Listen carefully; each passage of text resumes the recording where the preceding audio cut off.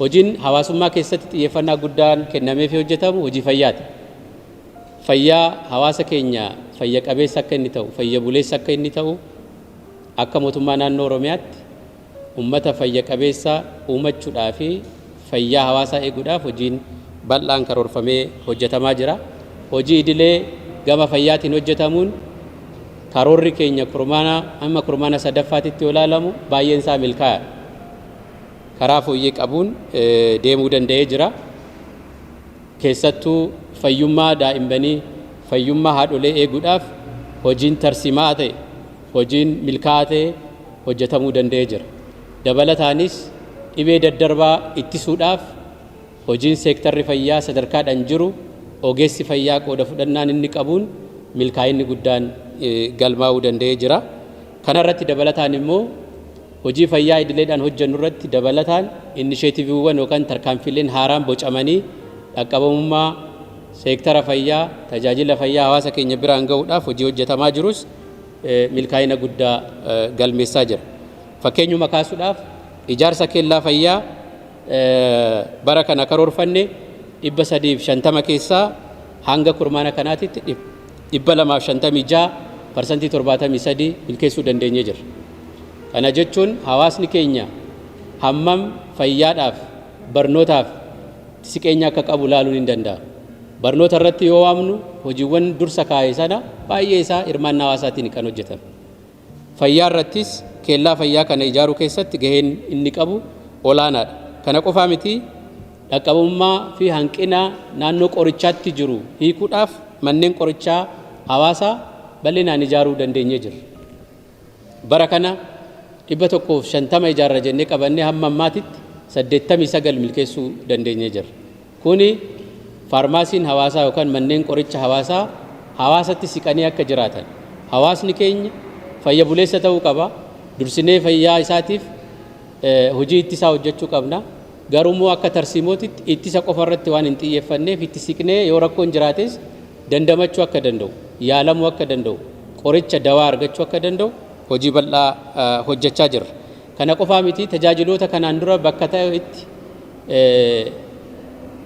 walitti qabamanii jiran keessattuu tajaajila altiraasaawundii babal'isuudhaaf bara kana inisheetiivii guddaa bocnee hojiitti hiikaa jirra. Altiraasaawundiin akkuma hundi keessan beektan kanaan dura sadarkaa magaalota gurguddaatitti kan argamu, sadarkaa dhaabbilee fayyaa fooyyee ta'anitti kan argamu. Hawaasni keenya tajaajila kana yoo barbaadu bakka biraatii dhufeeti kan tajaajila kana argatu. Bara kana biiroon fayyaa Oromiyaa, mootummaan naannoo Oromiyaa tajaajila kana hawaasatti siqsuudhaaf hojii hojjeteen tajaajila altiraasaawundii giddugala tajaajila altiraasaawundii 219 ijaarree hojii jalqabsiisuu eegallee jira. Dhaabbilee fayyaa kanaan dura jiran keessatti tajaajilli kun bal'inaan akka kennamuu danda'u, hawaasni keenya kanarraa fayyadamaa akka ta'u danda'u gochuudhaaf yaaliin godhamaa jira jechuudha. Kanarra kan darbe sirna bulchiinsa qorichaa qisaasamni akka hin jiraanne, hattummaan akka hin jiraanne gochuudhaaf qorichi dhiyaate hawaasa keenyaaf kallattiidhaan akka oolu gochuudhaaf hordoffii fi deeggarsa cimaa karaa moosaajitiin geggeessaa jirra. Teknooloojiidhaan geggeeffamaa jira. Gama kanaanis jijjiiramni akka jiru laaluun hin danda'ama jechuudha. Akkuma tajaajila altiraasaawundii sana immoo tajaajila laaboraatoorii keenya laaboraatoorii hawaasaas ijaaruudhaaf karoorfamee laaboraatoorii hawaasaa 11 ijaaramanii yeroo ammaatitti tajaajilaaf ga'anii jiru. Kanarra kan darbe dhaabbileen fayyaa kanaan dura qabnu istaandaardiitti akka dhufan tajaajilli isaanii akka fooyya'uu danda'u.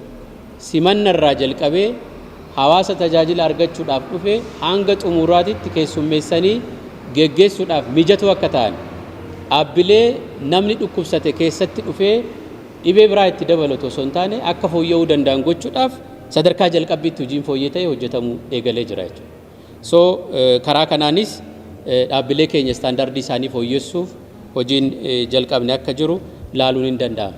Akka waliigalaatti bara kana amma kurmaana sadaffaatitti hojiin fayyaa irratti hojjechuu eegalles tumsa hawaasa keenyaatiin geggeessummaa mootummaa naannoo Oromiyaatiin caasaa keenya sadarkaadhaan jiruun jijjiirama akka qabu laaluun hin danda'ama. Yeroo nu hafe keessatti kana cimsinee jabeessinee hawaasa keenyas bal'inaan hirmaachifnee kan hirmaatee irraa fayyadamaa akka inni ta'u goone kan hanqate immoo dhawaataan itti guutaa kan deemnu yoo ta'e akkuma barnootaa sana tajaajila fayyaa hawaasaa mirkaneessuu keessattis jijjiirama guddaa fiduudhaaf haalli mijataan uumamee jira waan jedhu kaasuudhaaf